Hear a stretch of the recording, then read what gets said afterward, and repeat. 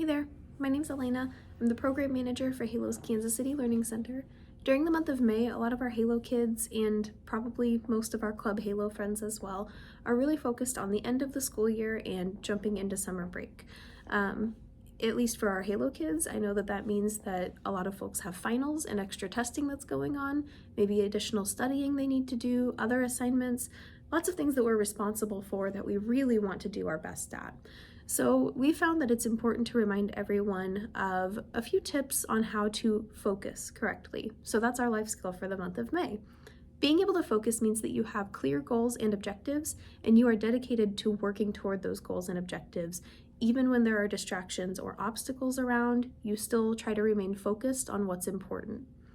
It's also important to be able to focus because it allows us to do our best work, our best quality of work.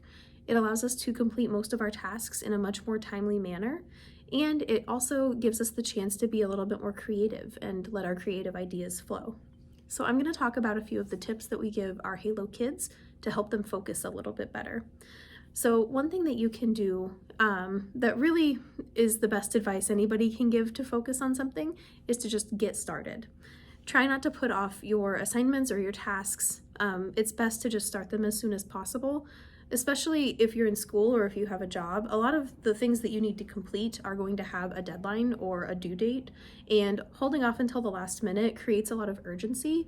It makes you rush, it causes stress, and it's not helpful for anybody, and it doesn't allow us to focus very well. So jumping in and getting started as quickly as possible is always going to be your best bet. But keep in mind also that most of our really big picture goals, the things that are super meaningful like that, are not going to be able to be completed in one setting just by getting started. A lot of things take multiple days or a lot of time and a lot of tasks to actually complete. So breaking down some of those bigger goals into smaller tasks and really focusing in on those can also be really helpful. Something else that we say is to set a timer.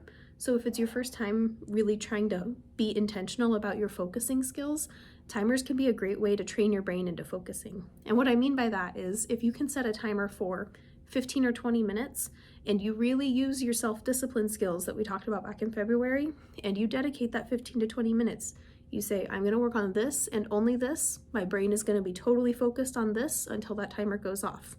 And then after the timer goes off, go get a snack, go for a walk, return some messages, and then do it again and keep doing that.